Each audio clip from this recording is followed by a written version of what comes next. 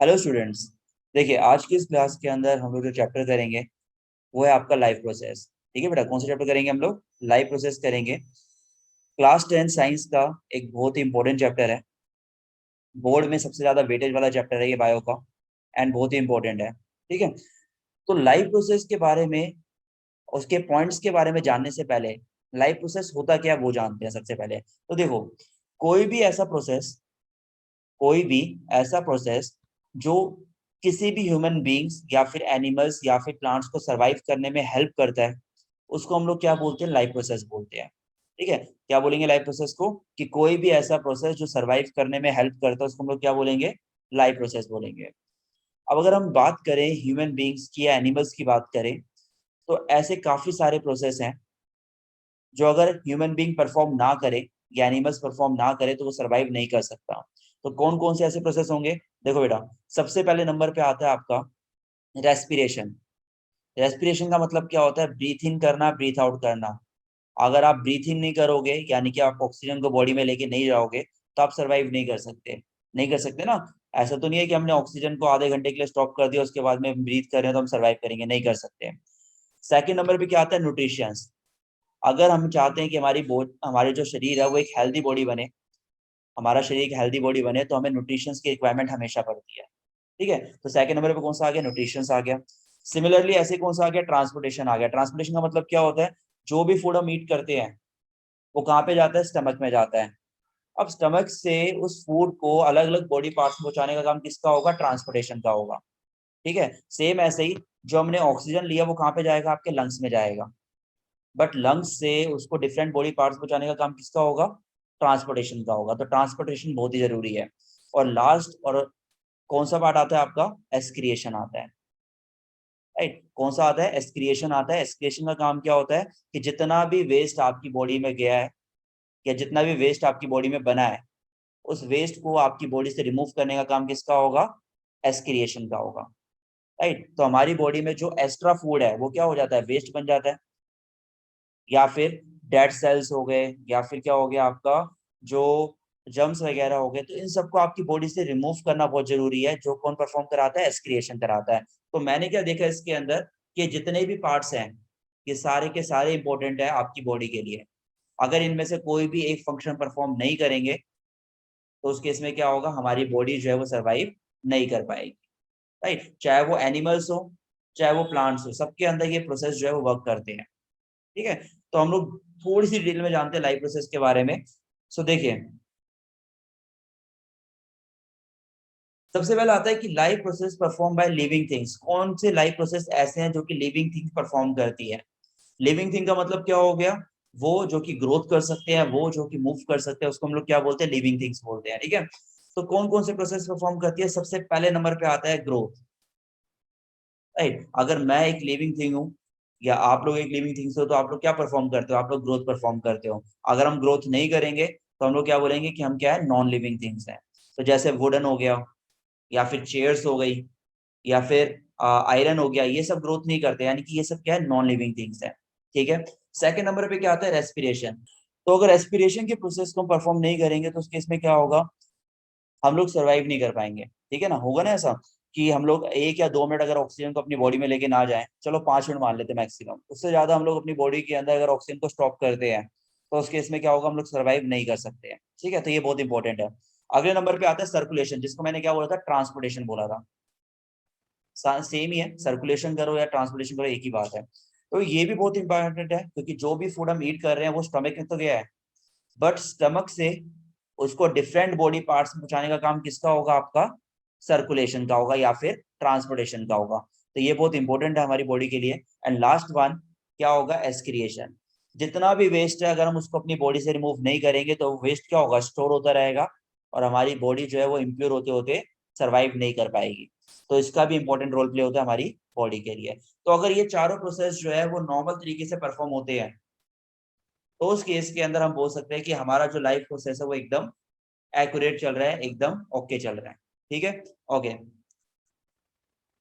अब life process की define देखिए इसके अंदर कैसे करेंगे। Life process are the processes undergoing in the living organism to sustain life. Right, एक लाइफ को परफॉर्म कराने के लिए, एक लाइफ को नॉर्मल तरीके से रन कराने के लिए जो प्रोसेस हम लोग परफॉर्म करते हैं, ये जो प्रोसेस हमारी बॉडी में परफॉर्म होते हैं उसको हम लोग क्या बोलते हैं, लाइफ प्रोसेस बोलते हैं। ठीक है, तो देखो बेटा कौन कौन से प्रोसेस होंगे इसके अंदर, रिप्रोडक्शन हो गया, एक्सक्रिएशन हो गया, रेस्पिरेशन हो गया एंड ग्रोथ हो गया, राइट। ये सारे प्रोसेस हो गए तो हम क्या बोलेंगे कि हमारी बॉडी क्या है, एक नॉर्मल बॉडी है। ठीक है, तो यही से हम लोग स्टार्ट करेंगे। हमारा सबसे पहला प्रोसेस वो है आपका न्यूट्रिशंस। देखिए, जब हम लोग न्यूट्रिशंस की बात करते हैं तो माइंड में सबसे पहला क्या आता है, फूड के बारे में आता है। बिल्कुल, जो भी हमारा फूड होता है वो किसका पार्ट होता है, आपका न्यूट्रिशंस का पार्ट होता है। एक बार डिफाइन देख लेते हैं इसकी, the process by which an organism take food and utilize it is called nutrition। इसका मतलब क्या है, एक ऐसा प्रोसेस जिससे ऑर्गेनिज्म जो है वो अपने फूड को अपनी बॉडी में लेके जाता है और उधर से अपनी एनर्जी को यूटिलाइज करता है, उस फूड को यूटिलाइज करता है एनर्जी को गेन करने के लिए, उसको हम लोग क्या बोलते हैं, न्यूट्रिशंस बोलते हैं। तो मैंने क्या करा, मैंने फूड को ईट किया, जैसे ही वो मेरे स्टमक में गया उसे हमने डाइजेस्ट किया, वहां से हमें एनर्जी मिली और मेरी बॉडी जो है वो क्या हो गई, एकदम एक्टिव हो गई, राइट। तो ये काम किसका होता है, न्यूट्रिशंस का होता है, राइट। अब डिटेल में जाते हैं न्यूट्रिशंस की। देखो, न्यूट्रिशंस को हमने दो पार्ट्स में डिवाइड किया है। सबको पता है दो पार्ट्स के न्यूट्रिशंस होते हैं, कौन कौन सा होता है, एक होता है ऑटोट्रॉपिक, एक होता है आपका हेटरोट्रॉपिक, राइट। एक वो होता है जो कि प्लांट्स के अंदर होता है, एक वो होता है जो एनिमल्स के अंदर होता है, राइट। तो जो प्लांट्स परफॉर्म करते हैं वो कौन से होते हैं, आपके ऑटोट्रॉप्स होते हैं। अब प्लांट्स को उन्होंने ऑटोट्रॉप्स का नाम क्यों दिया है, क्योंकि जितने भी ग्रीन प्लांट्स होते हैं, ध्यान से सुनिए, जितने भी ग्रीन प्लांट्स होते हैं वो सारे के सारे अपने प्लांट्स क्या करते हैं, अपने फूड को खुद प्रिपेयर करते हैं। जितने भी ग्रीन प्लांट्स होंगे वो क्या करेंगे, सारे ग्रीन प्लांट्स अपने फूड को खुद प्रिपेयर करते हैं। ठीक है, इसलिए हमने क्या बोला, उन्हें हमने ऑटोट्रॉप्स बोला है। तो ये देखो, मेक देयर ऑन फूड। ठीक है, अब ये फूड वो किसके लिए बनाते हैं, वो प्लांट्स के लिए बनाते हैं, यानी कि अपने लिए खुद के लिए बनाते हैं, और एनिमल्स के लिए भी बनाते हैं, राइट। तो eat animals for their food, right. Nutrition in animals की बात करते हैं तो जितने भी एनिमल्स होते हैं, जितने भी एनिमल्स हैं वो डायरेक्टली और इनडायरेक्टली किसके ऊपर डिपेंड होते हैं, वो डिपेंड होते हैं आपके प्लांट्स के ऊपर। किसके ऊपर डिपेंड होते हैं, प्लांट्स के ऊपर डिपेंड होते हैं। ठीक है, तो जितने भी आपके एनिमल्स होंगे, चाहे वो हम लोग हो गए, चाहे वो कोई और एनिमल हो गया, ये सब किसके ऊपर डिपेंड होते हैं, प्लांट्स के ऊपर डिपेंड होते हैं, फर्स्ट थिंग। इसलिए हम उन्हें क्या बोलते हैं, हम उन्हें बोलते हैं हेटरोट्रॉप्स बोलते हैं। तो अगर हेटरोट्रॉप्स को नॉर्मली डिफाइन करा जाए तो हम क्या बोल सकते हैं, हेटरोट्रॉप्स जो होते हैं वो डायरेक्टली और इनडायरेक्टली डिपेंड्स अपॉन ऑटोट्रॉप्स। ठीक है ना, तो हेटरोट्रॉप्स कौन होते हैं, जो डायरेक्टली या फिर इनडायरेक्टली किसके ऊपर डिपेंड होते हैं, ऑटोट्रॉप्स के ऊपर डिपेंड होते हैं। अब डायरेक्टली तो हमें समझ में आ गया कि हमने प्लांट से अपने फूड को ले लिया, इनडायरेक्टली का मतलब क्या है, जैसे एग्जांपल ले लेते हैं, लॉयन क्या होता है, ये आपका हेटरोट्रॉप्स है, क्योंकि ये क्या होता है, दूसरे पे डिपेंड होता है। लॉयन ने किसको ईट करता है, डियर को ईट करता है, और डियर किसको ईट करता है, ग्रास को ईट करता है। इसका मतलब है कि अगर ग्रास नहीं मिलेगी तो डियर सरवाइव नहीं कर पाएगा, और डियर नहीं होगा तो लॉयन सरवाइव नहीं कर पाएगा। इसका मतलब क्या है कि लॉयन जो है वो इनडायरेक्टली किसके ऊपर डिपेंड है, ग्रास के ऊपर डिपेंड है। तो जितने भी आपके हेटरोट्रॉप्स होते हैं वो डायरेक्टली और इनडायरेक्टली किसके ऊपर डिपेंड होते हैं, ऑटोट्रॉप्स के ऊपर डिपेंड होते हैं। क्लियर है। अब हमारा जो सबसे पहला पार्ट आता है ऑटोट्रॉपिक न्यूट्रिशन, उसको थोड़ा सा डिटेल में पढ़ते हैं कि आखिर होता क्या है, कैसे वर्क करता है ऑटोट्रॉपिक। तो मैंने आपको जैसे भी बताया था कि ऑटोट्रॉप्स वो होते हैं जो अपना खाना खुद बनाते हैं, राइट। वो अपना खाना खुद बनाते हैं, उनको हम लोग क्या बोलते हैं, ऑटोट्रॉप्स बोलते हैं। एग्जाम्पल भी बहुत क्लियर है हमारे माइंड के अंदर कि जितने भी ग्रीन प्लांट्स होते हैं सारे के सारे क्या होते हैं, ऑटोट्रॉप्स होते हैं। ये ग्रीन प्लांट्स क्यों मैंने बोला, क्योंकि जो प्लांट्स ग्रीन नहीं होते वो एक तरीके से हेटरोट्रॉप्स में काउंट किए जाते हैं, बट जितने भी आपके ग्रीन प्लांट्स होते हैं सब किस में काउंट किए जाते हैं, ऑटोट्रॉप्स में काउंट किए जाते हैं। तो ये ग्रीन वर्ड जो है ना वो आपको जरूर यूज करना है इसके अंदर। ओके, तो यहाँ पे देखो, एग्जाम्पल में हमने क्या डाला हुआ है, एग्जाम्पल में हमारा आ रहा है green plants and blue green algae. ये दोनों के दोनों क्या होते हैं, आपके ऑटोट्रॉप्स होते हैं। क्या होते हैं, ऑटोट्रॉप्स होते हैं। अब नीचे देखिए स्टेटमेंट के अंदर, green plants prepare their own food. Green plants क्या करते हैं, अपने फूड को खुद प्रिपेयर करते हैं। अब ये फूड को कैसे प्रिपेयर करते हैं, ये हम लोगों ने क्लास 8 में भी पढ़ा था, राइट। जब प्लांट्स को कार्बन डाइऑक्साइड मिलता है, जब प्लांट्स को वाटर मिलता है, जब प्लांट्स को सनलाइट मिलती है, क्लोरोफिल मिलती है, तो इन सब की प्रेजेंस में वो अपने फूड को खुद प्रिपेयर करते हैं, और इस पूरे प्रोसेस को हम लोग क्या बोलते हैं? फोटोसिंथेसिस बोलते हैं। राइट, पढ़ा था नहीं हमने? तो इस प्रोसेस को हम लोग क्या बोलते हैं? फोटोसिंथेसिस बोलते हैं। तो ये देखो, ये मैंने मेंशन कर रखा है, they make food from carbon dioxide. Plants को मिल गया कार्बन डाइऑक्साइड, देखो उसके बाद में क्या मिल गया उसे? वाटर मिल गया, सनलाइट की प्रेजेंस भी है उसके पास में, और क्लोरोफिल भी है। तो सब कुछ जो उसे चाहिए था वो मिल गया, सनलाइट मिल गई, क्लोरोफिल मिल गया, वाटर मिल गया, एयर मिल गया, राइट, कार्बन डाइऑक्साइड मिल गया। तो अब क्या करेगी वो? अपने इजिली फूड को प्रिपेयर करेगी, और इस पूरे प्रोसेस को क्या कहेंगे हम लोग? इसको बोलेंगे हम लोग फोटोसिंथेसिस। राइट, क्या बोलेंगे इसको? फोटोसिंथेसिस बोलेंगे। राइट, तो अगर आपको कोई डिफाइन आता है तो इतनी सिंपल सी डिफाइन है, आप इसको एक्सप्लेन कर सकते हो, कुछ ज्यादा नहीं लिखना है, सिंपल बताना है कि वो अपने फूड को कार्बन डाइऑक्साइड से प्लस वाटर से plus in the presence of sunlight and chlorophyll prepare करते हैं, उसको हम लोग क्या बोलते हैं? फोटोसिंथेसिस बोलते हैं। तो वो सिंपल सी डिफाइन मैंने आपको मेंशन करी है, इसी को आप एक्सप्लेन करोगे। ठीक है, आगे मूव करते हैं। रॉ मटेरियल्स कौन कौन से चाहिए? वैसे तो हमने पीछे पढ़ लिए अभी, जो 4 रॉ मटेरियल्स चाहिए थे वो हम पीछे पढ़ के आए हैं, राइट। बट एक बार फिर से मैंने आपको इसमें हाईलाइट कर दिया कि कौन कौन से रॉ मटेरियल्स चाहिए होंगे। तो देखो, सबसे पहले नंबर पे हमें जो रॉ मटेरियल चाहिए वो कौन सा? आपका सनलाइट है। कौन सा चाहिए? सनलाइट चाहिए। दूसरे नंबर पे देखो क्या आता है? आपका क्लोरोफिल आता है। अब पॉइंट ये आता है कि सनलाइट तो ठीक है, सन से हमें मिल जाती है, कोई प्रॉब्लम नहीं है, क्लोरोफिल को कहां से लेंगे हम लोग? तो सनलाइट अब्सॉर्ब बाय क्लोरोफिल। जो लीव्स होती है ना, उस लीव्स के अपर साइड पे आपका जो है वो क्लोरोफिल प्रेजेंट होता है, और सनलाइट जो है वो उस क्लोरोफिल से ही लीव्स के अंदर एंटर करती है। तो हम लोग क्या बोल सकते हैं? Sunlight absorbed bye chlorophyll.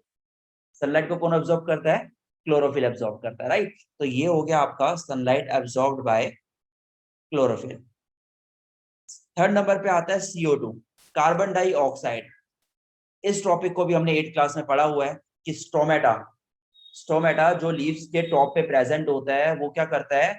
Gases को एक्सचेंज करने में हेल्प करता है। तो ये जो कार्बन डाइऑक्साइड चाहिए हमें, ये कहां से मिलेगी? हमें स्टोमेटा से मिलेगी। तो carbon dioxide enter through stomata. कहां से एंटर करेगा बेटा? स्टोमेटा से एंटर करेगा। अगले नंबर पे कौन आता है हमारे पास में? वाटर आता है। अब वाटर जो है उसको हम लोग कहां से लेंगे? लेने पे तो हम लोग स्टोमेटा से भी ले सकते हैं, बट हम लोग स्टोमेटा से नहीं लेंगे, क्योंकि स्टोमेटा का काम क्या होता है? जितना एक्स्ट्रा अमाउंट में वाटर होता है उसको रिमूव करना। तो ये जो वाटर है वो हमें कहां से मिलेगा? ये वाटर मिलेगा हमें रूट से। कहां से मिलेगा? रूट से मिलेगा। तो ट्री जो है, एक हेल्दी ट्री उसी जगह पे ग्रोथ करता है जहां पे आपका डाउनवर्थ यानी कि अर्थ क्रस्ट के अंदर वाटर प्रेजेंट हो, क्योंकि वहीं से उसे वाटर मिलता है फूड को बनाने के लिए। तो यहाँ पे हमें वाटर कहां से मिलेगा? Taken up by the roots of the soil. ठीक है बेटा, कहां से मिलेगा? रूट से मिलेगा। अब ये देखो, एक बार फटाफट से देखो इसकी reaction. Carbon dioxide CO2 environment से मिल गई, H2O वाटर कहां से मिला? रूट से मिल गया। In the presence of sunlight, sunlight की प्रेजेंस में और क्लोरोफिल की प्रेजेंस में, किसकी प्रेजेंस में? सनलाइट की और क्लोरोफिल की प्रेजेंट में, ये क्या बना लेगा? ये बनाएगा C6H12O6। ये क्या होता है? ग्लूकोज। ये वो फूड है जो प्लांट्स प्रिपेयर करता है, ग्लूकोज। ठीक है, और प्लस प्लांट्स क्या रिलीज करते हैं? ऑक्सीजन को रिलीज करते हैं। ठीक है, तो ये पूरा प्रोसेस होता है किसको बनाने के लिए? फूड को प्रिपेयर करने के लिए। आगे समय में इसी तरीके से फूड को प्रिपेयर किया जाता है, राइट। चलिए, अब आते हैं कि कौन कौन से मेन इवेंट्स है जो कि फोटोसिंथेसिस में परफॉर्म किए जाते हैं। ठीक है, कौन कौन से मेन इवेंट्स है जो कि फोटोसिंथेसिस में परफॉर्म किए जाते हैं। अगर पेपर के पॉइंट ऑफ व्यू से बताऊं तो last to last year paper के अंदर ये क्वेश्चन आया था कि write the main events of photosynthesis. तो आपको पता होना चाहिए कौन कौन से मेन इवेंट्स होते हैं। तो देखो, एक एक करके समझेंगे। सबसे पहले बात करते हैं absorption of light energy by chlorophyll. Light का मतलब क्या है? यहाँ पे लाइट का मतलब है सनलाइट एनर्जी। यहाँ पे लाइट का मतलब क्या है? Sunlight energy. तो देखो ध्यान से, यहाँ से जो ये सनलाइट की एनर्जी है उसको एब्जॉर्ब किया जा रहा है क्लोरोफिल के थ्रू। किसमें? लीव्स के अंदर। आगे सनलाइट की एनर्जी आ गई। सेकंड काम क्या होगा? जो ये कन्वर्जन करेंगे लाइट एनर्जी को किसके अंदर? केमिकल एनर्जी के अंदर। जो लाइट एनर्जी हमने एब्जॉर्ब करी है सनलाइट के थ्रू, उसको कन्वर्ट कर दिया जाएगा किसकी फॉर्म के अंदर? केमिकल एनर्जी के अंदर। प्लस जो वाटर मिल रहा है रूट्स के थ्रू, ये देखो रूट्स के थ्रू क्या मिलेगा? इसे वाटर मिलेगा। अब ये जो वाटर मिल रहा है उसको हम लोग स्प्लिट कर देंगे किसके अंदर? हाइड्रोजन एंड ऑक्सीजन के अंदर। वाटर का मतलब क्या होता है? H2O। हाइड्रोजन को अलग कर देंगे, ऑक्सीजन को अलग कर देंगे। थर्ड काम क्या होगा? Reduction of carbon dioxide to carbohydrates, ठीक है ना। तो तीन बहुत सिंपल से प्रोसेस है। पहला काम क्या किया, सनलाइट को अब्सॉर्ब कर लिया क्लोरोफिल से। सेकंड, सनलाइट को यानी कि जो आपकी लाइट एनर्जी है उसको कन्वर्ट कर दिया केमिकल एनर्जी के अंदर, ये काम हो गया। प्लस वाटर को ब्रेक कर दिया, एच अलग कर दिया, ओ अलग कर दिया। इसके बाद में कार्बन डाइऑक्साइड को रिड्यूस कर दिया किसके अंदर, कार्बोहाइड्रेट सॉरी कार्बन डाइऑक्साइड को रिड्यूस कर दिया कार्बोहाइड्रेट्स के अंदर। तो ये तीन स्टेप जब परफॉर्म होते हैं तब जाके आपका जो फूड है वो प्रिपेयर किया जाता है किसके अंदर, लीव्स के अंदर, राइट। तो होप सो ये आपको क्लियर हो गया होगा कि पूरा का पूरा फोटोसिंथेसिस का प्रोसेस कैसे वर्क करता है, ठीक है। ओके, पॉइंट आता है लास्ट कि क्लोरोप्लास्ट कहाँ पे प्रेजेंट होता है। तो देखो मैंने मेंशन कर रखा है इसके अंदर, मैं थोड़ा सा एक्सप्लेन कर देता हूँ आपको। तो chloroplast are mainly present in photosynthetic cell of green plant. जो सेल प्रेजेंट होते हैं, एपिडर्मिक्स होता है, लीव्स का जो सबसे ऊपर वाला लेयर होता है उसको बोलते हैं एपिडर्मिक्स। उसके वहां पे जो सेल प्रेजेंट होते हैं उन सेल्स के अंदर क्या प्रेजेंट होता है, आपका क्लोरोप्लास्ट प्रेजेंट होता है, right. This cell contain more chlorophyll than other plant cell. ये जो सेल होते हैं इसके अंदर क्या होता है, ज्यादा अमाउंट में क्लोरोफिल होता है as compare to the other plant cell. Plant cell तो और भी होते हैं बट यहाँ पे जो सेल होते हैं उसके अंदर ज्यादा अमाउंट में क्लोरोफिल प्रेजेंट होता है बाकी सबके कंपेयर में, ठीक है। तो अगर कोई क्लोरोप्लास्ट की डिफरेंस आपसे पूछे डिफाइन करिए तो आप उसे इस तरीके से डिफाइन कर सकते हैं। क्लियर है ये, राइट। तो देखो अब स्टोमेटा के बारे में जान लेते हैं कि स्टोमेटा होता क्या है। बेसिकली स्टोमेटा होता है आपकी जो लीव्स होती है उसके ऊपर क्या होता है बेटा, टिनी पोर्स होते हैं। टिनी पोर्स का मतलब क्या होता है, स्मॉल स्मॉल होल्स प्रेजेंट होते हैं आपकी लीव्स के ऊपर, राइट। ये जो स्मॉल स्मॉल होल्स होते हैं ये कहाँ प्रेजेंट होते हैं, ये लीव्स की एपिडर्मिक्स के वहां पे प्रेजेंट होते हैं, राइट। ये देखो जैसे आपकी ये लीव्स है, लीव्स के अपर साइड पे जो लेयर होती है उसको हम क्या बोलते हैं, एपिडर्मिक्स बोलते हैं। तो एपिडर्मिक्स में जो ये जो होल प्रेजेंट होते हैं इसको हम लोग क्या बोलते हैं, स्टोमेटा बोलते हैं। तो देखिए मैंने डिफाइन में क्या बता रखा है, देयर आर टेनी पोर्स, छोटे छोटे पोर्स होते हैं प्रेजेंट इन दी एपिडर्मिक्स। कहाँ पे होते हैं, एपिडर्मिक्स में, ऑफ लीफ और stems, through which gases exchange and transpiration occurs.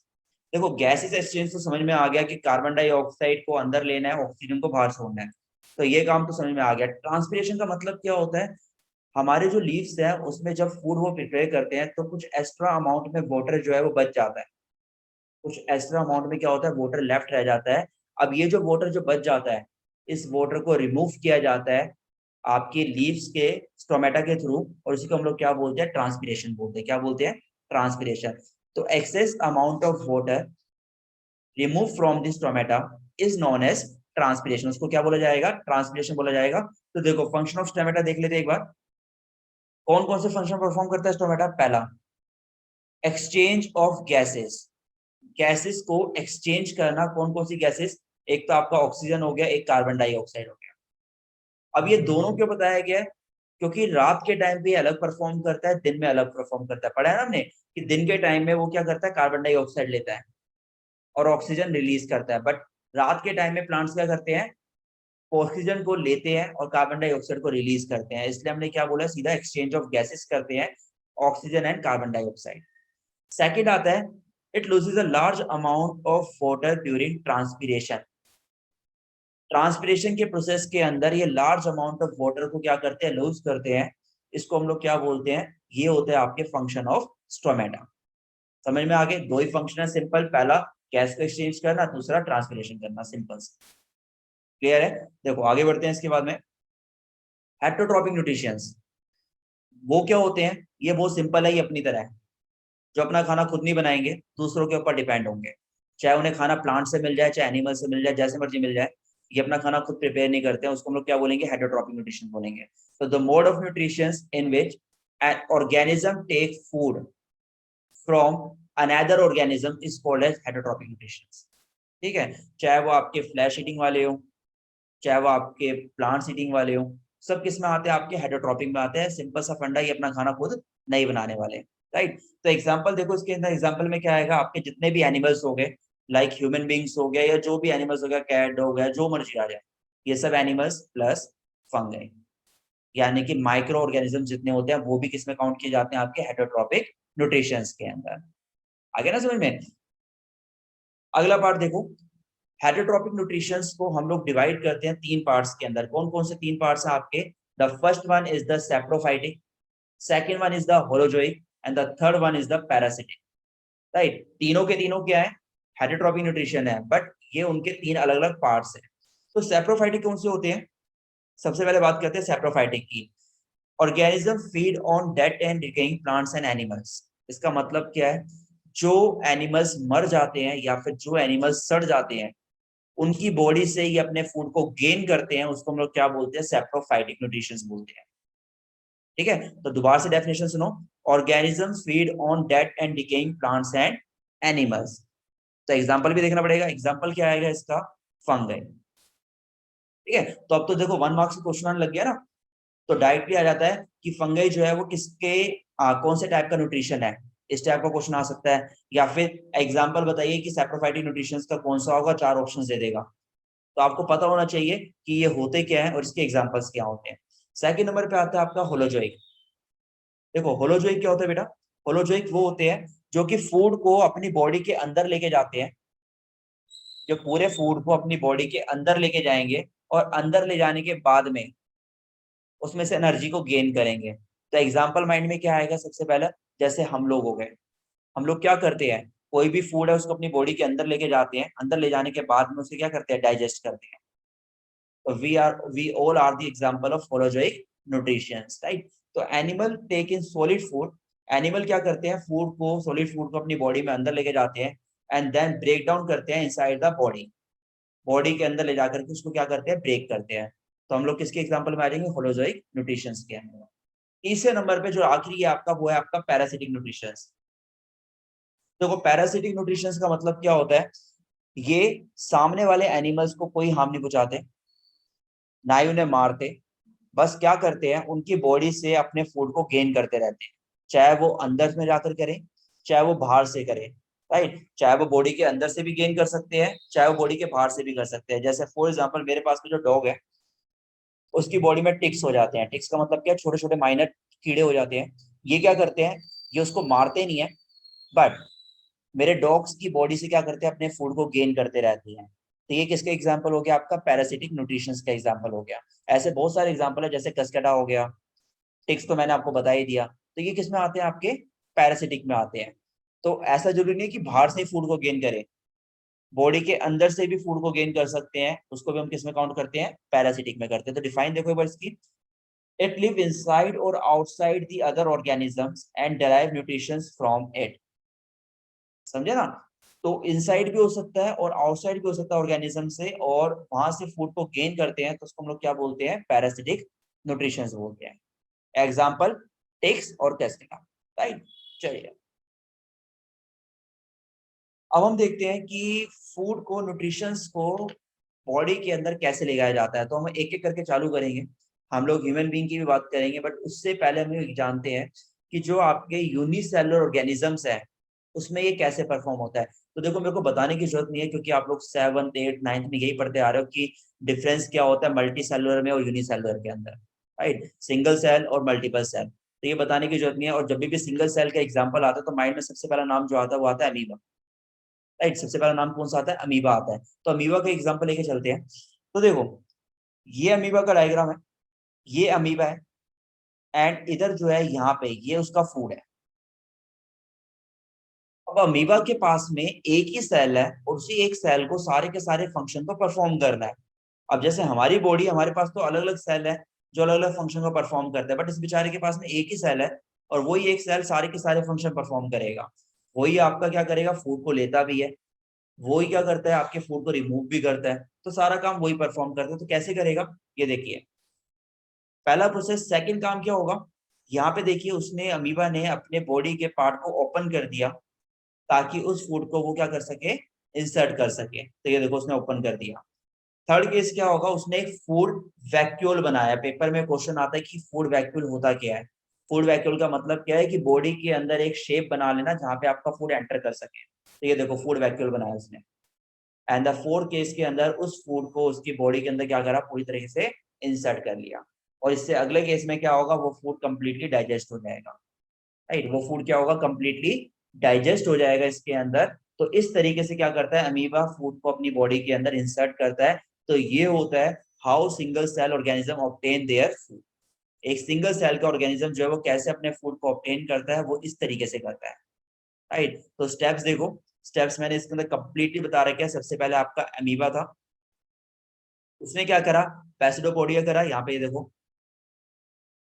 उसके बाद में यहाँ पे क्या हुआ, फूड को कैप्चर करा गया। कैप्चर करने के बाद में फूड का वैक्यूल बनाया गया, फूड वैक्यूल बनाया गया। उसके बाद में फूड को डाइजेस्ट किया गया। अनडाइजेस्टेड फूड, उसके बाद में क्या करेंगे, उसको सरफेस से रिमूव कर देंगे। ठीक है, फूड को लेके गए, फूड को यूज किया, यूज करने के बाद में जितना फूड यूटिलाइज हो गया ठीक है, जितना बच गया उसको क्या करा, बॉडी से रिमूव कर दिया। तो ये सारे के सारे स्टेप्स है कि कैसे एक सिंगल सेल ऑर्गेनिज्म जो है वो फूड को ऑब्टेन करता है। ठीक है ना बेटा, तो ये सारे स्टेप्स आपको पता होने चाहिए। और कोई दिक्कत नहीं है, डायग्राम के साथ में एक्सप्लेन करोगे तो और बढ़िया होगा, माइंड में आसानी से बैठ जाएंगे। ठीक है, ओके। न्यूट्रिशंस, न्यूट्रिशंस जो है उनको हमने 5 अलग अलग पार्ट्स में डिवाइड किया है। बहुत ही इंपॉर्टेंट क्वेश्चन, सेकंड नंबर पे इंपॉर्टेंट क्वेश्चन। पहला कौन सा था, स्टेप्स ऑफ फोटोसिंथेसिस, कि कौन कौन से स्टेप्स थे उसके अंदर। सेकंड नंबर पे ये आता है जो कि आपका बहुत ही इंपॉर्टेंट क्वेश्चन है। तो देखो सबसे पहले एक एक करके स्टार्ट करेंगे। The first the first part है इसका, वो क्या है, इंजेक्शन। इसका मतलब क्या होता है, फूड को बॉडी के अंदर लेके जाना। मतलब मैंने फूड लिया, अपने माउथ के अंदर डाला, यानी कि मैंने क्या करा, उसे इंजेक्ट कर लिया। ठीक है, इंजेक्शन हो गया। सेकंड काम, डाइजेशन।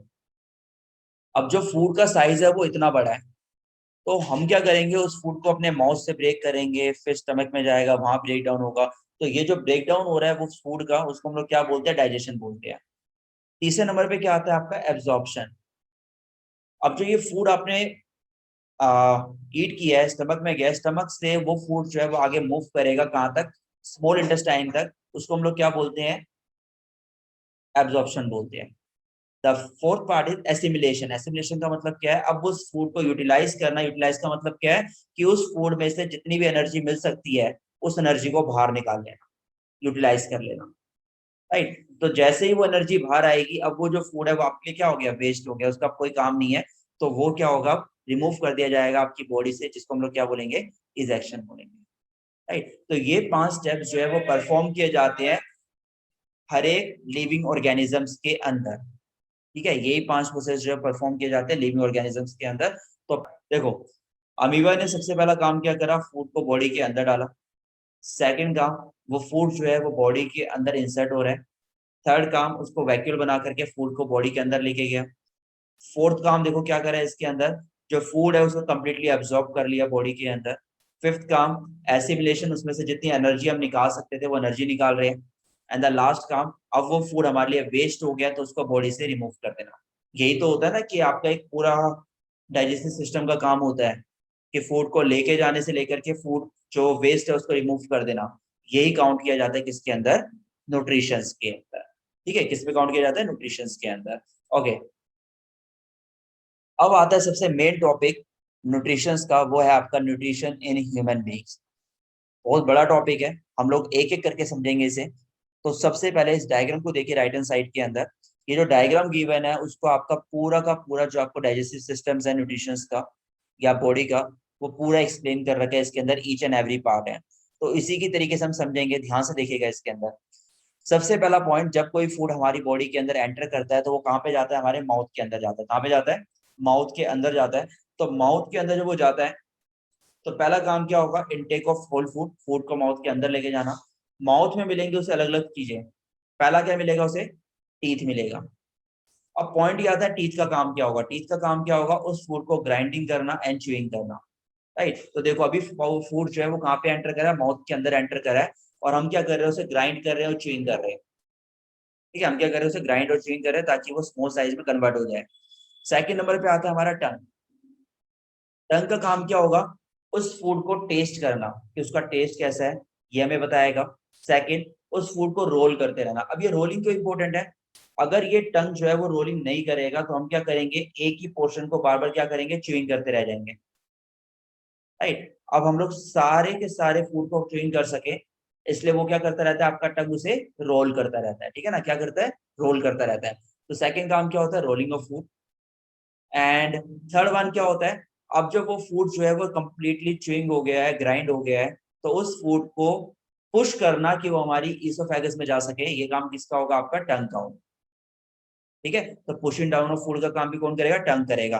तो अब यहाँ तक देखो बेटा, फूड जो है वो अब कहाँ तक पहुंच गया, मतलब फूड का प्रोसेस कहाँ तक चल रहा है? अभी माउथ के अंदर चल रहा है, तो हमें इसके अंदर दो चीजें समझ में आ गई, टीथ और टंग। अब आता है सबसे इंपॉर्टेंट पर्सन, वो आता है आपका सलाइवा। कहाँ से निकलता है सलाइवा? सलेवरी ग्लैंड से निकलता है, राइट। तो सलाइवा रिलीज करता है ये, प्लस म्यूकस। काम क्या होगा? पहला, सलाइवा आपके माउथ के अंदर एक लिक्विड मीडियम प्रोवाइड करता है ताकि आप उस फूड को इजिली च्यूइंग कर सको।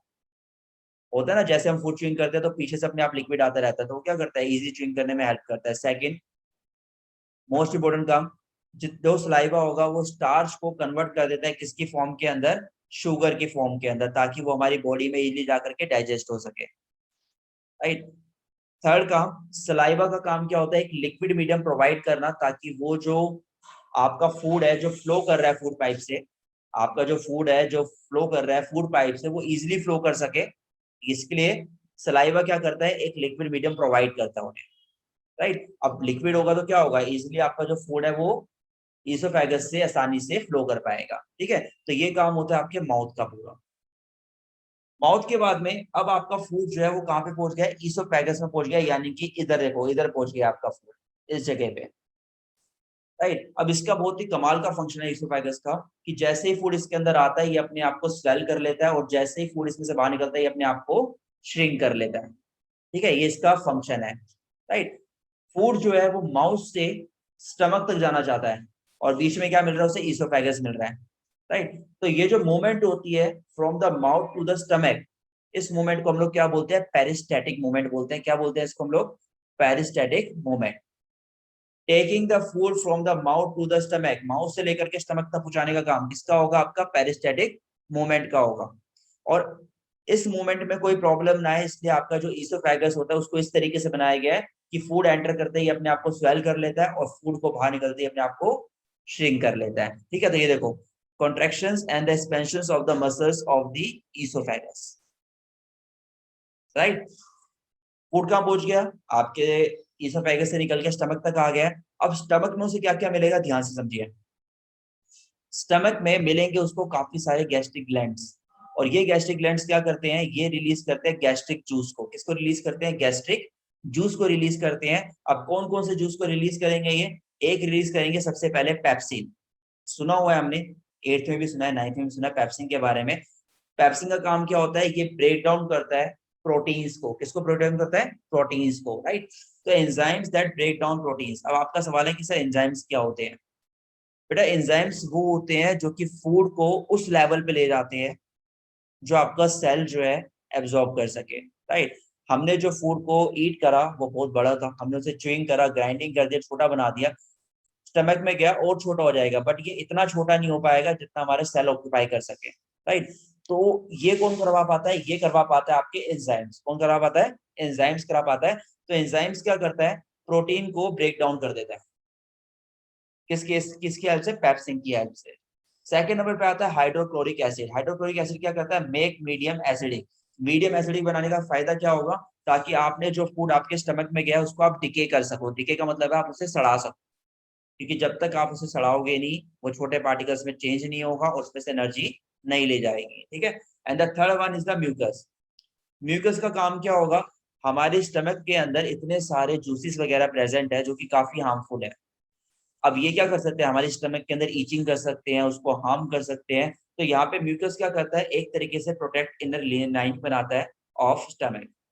स्टमक को प्रोटेक्ट करने के लिए ये एक इनर लाइनिंग बना लेता है कि जूसेस को जहां भी काम करना है, जो भी काम करना है वो उसके अंदर करे। इससे आपका जो बाहर वाली लेयर होगी वो क्या होगी? कंप्लीटली प्रोटेक्टेड होगी। तो म्यूकस का काम क्या होता है? एक तरीके से एक चैम्बर बना देता है कि आपको जो भी काम करना है इसके अंदर करो, बाहर वाली चीजों को कोई भी इफेक्ट नहीं पड़ेगा। तो ये काम होता है म्यूकस का, राइट। ओके, तो हमारा फूड जो है वो कहाँ पे पहुंच चुका है? अभी तक स्टमक के अंदर पहुंच चुका है, सारा प्रोसेस स्टमक के अंदर चल रहा है। ये जो गैस्ट्रिक जूस है वो कहाँ पे मिलेंगे? आपको स्टमक के अंदर मिलेंगे। ठीक है, अब इसके बाद में पॉइंट ये है कि मैंने स्टार्टिंग में बताया था कि न्यूट्रिशन का फायदा है कि एनर्जी को मिलना। अभी तक हमने ये तो देखा है कि हमने उसे ब्रेक कर लिया बट एनर्जी नहीं मिली है। तो एनर्जी हमें कहाँ मिलेगी? एनर्जी हमें मिलेगी जब आपका फूड कहाँ पहुंचेगा? स्मॉल इंटेस्टाइन में पहुंचेगा। राइट। जब आपका फूड कहाँ पे पहुंचेगा, स्मॉल इंटेस्टाइन पे पहुंचेगा, यानी कि यहाँ पे पहुंचेगा। तो उस केस में कैसे वर्क करेगा, देखिए स्मॉल इंटेस्टाइन के अंदर प्रेजेंट होते हैं आपके एंजाइम्स। कौन कौन से एंजाइम्स होते हैं और कैसे वर्क करते हैं, बताता हूं मैं एक एक करके। सबसे पहले ये देखते हैं कि कैसे कन्वर्ट करते हैं। एंजाइम्स जो कि कन्वर्ट करते हैं कार्बोहाइड्रेट्स को ग्लूकोज की फॉर्म के अंदर। जो भी आप फूड ईट करते हो उसमें जितना भी कार्बोहाइड्रेट्स होगा उसको कन्वर्ट कर दिया जाएगा किसकी फॉर्म के अंदर, ग्लूकोज की फॉर्म में, with the help of enzymes. ठीक है। सेकेंड नंबर पे आता है आपका फैट। फैट को कन्वर्ट किया जाता है किसके अंदर, फैटी एसिड के अंदर एंड ग्लाइकोल के अंदर। अगेन सेम काम कौन करेगा, एंजाइम्स करेगा, राइट। तो एंजाइम्स क्या करेगा, फैट को कन्वर्ट कर देगा फैटी एसिड और ग्लाइकोल के अंदर। तीसरे नंबर पे क्या आएगा आपका, प्रोटीन्स। प्रोटीन्स क्या करेगा, कन्वर्ट कर देगा अमीनो एसिड की फॉर्म के अंदर with the help of enzymes. तो देखो एंजाइम्स कितना इंपॉर्टेंट रोल प्ले कर रहे हैं, इन सबको कन्वर्ट कर रहे हैं एक फॉर्म से दूसरी फॉर्म के अंदर, राइट। ये जो साइज है कार्बोहाइड्रेट से बहुत बड़ा है, इनको छोटे छोटे माइनर पार्टिकल्स की फॉर्म में कन्वर्ट करने का काम किसका होगा, आपका एंजाइम्स का होगा। ठीक है। इसके बाद में क्या आता है आपका स्मॉल इंटेस्टाइन का सेकंड काम। स्मॉल इंटेस्टाइन के अंदर प्रेजेंट होता है विली। क्या प्रेजेंट होता है, विली होता है। एक तरीके से फिंगर लाइक प्रोजेक्शन होता है ये। क्या होता है, फिंगर लाइक प्रोजेक्शन होता है। क्या काम परफॉर्म करता है, ये करता है help in the absorption of the food into the blood. Food को एब्जॉर्ब करना ब्लड में से, ये किसका काम होगा, आपका विली का होगा, राइट। तो ब्लड हमारी पूरी बॉडी में ट्रेवल कर रहा है, विली क्या करेगा, जब उसको फूड चाहिए होगा वो क्या करेगा, ब्लड से एब्जॉर्ब कर लेगा, राइट। तो ये काम होता है आपका किसका, विली का, राइट। तीसरे नंबर पे क्या आता है आपका, स्मॉल इंटेस्टाइन के अंदर हमने इसे दो पार्ट्स में डिवाइड किया है, सेक्रेशन दो पार्ट्स में डिवाइड किया है। फर्स्ट वन लीवर करता है, सेकंड कौन करता है, पैंक्रियाज। दोनों ही नाम आपने काफी बार सुने होंगे, लीवर भी सुना होगा, पैंक्रियाज भी सुना होगा। लीवर किसको रिलीज करता है, वो करता है बाइल जूस को।